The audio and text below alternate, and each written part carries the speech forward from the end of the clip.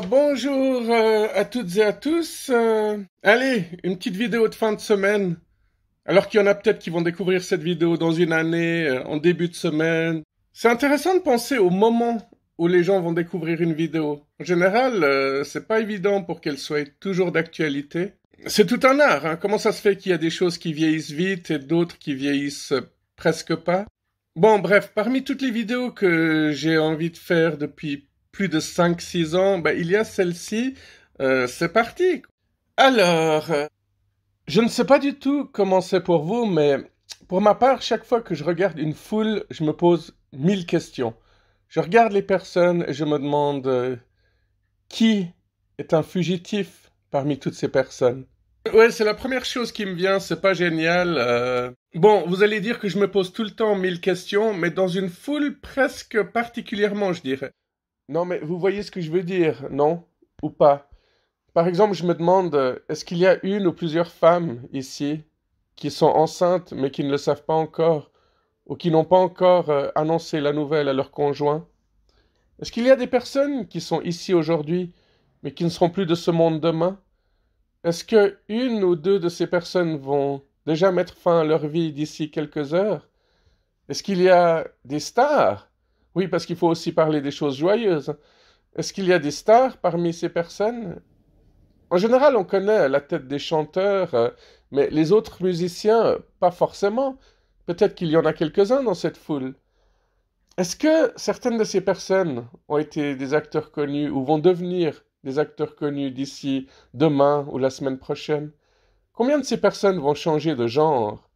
Combien de ces personnes ont une maladie mortelle dont ils n'ont pas encore conscience? Combien de ces personnes ont des frères et sœurs qu'ils ne connaissent pas, dont ils n'ont jamais entendu parler, dont ils ne soupçonnent même pas l'existence? Combien de ces personnes trompent leurs conjoints? Et combien vivent des relations polyamoureuses?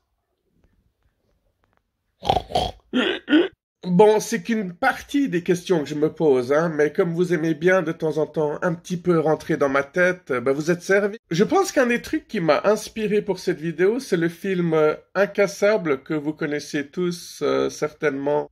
Hein? Vous vous en souvenez?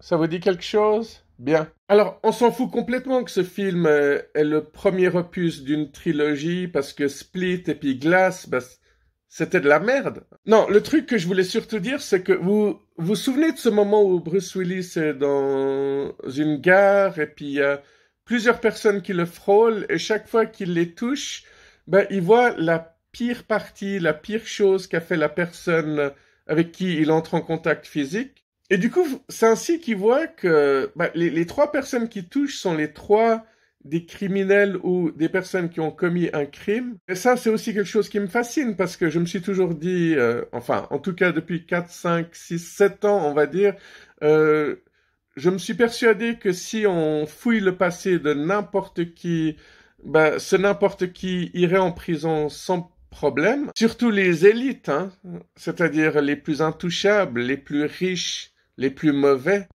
Non, ça veut pas dire que toutes les personnes riches sont mauvaises, ne me faites pas dire ce que j'ai pas dit. C'est pas parce que t'es riche que t'es un connard, mais il y a énormément de connards chez les riches. Et une fois de plus, c'est une phrase qui sonne faux parce qu'il y en a énormément chez les pauvres aussi. Comme quoi on peut sans cesse lancer des débats, on n'aura jamais terminé.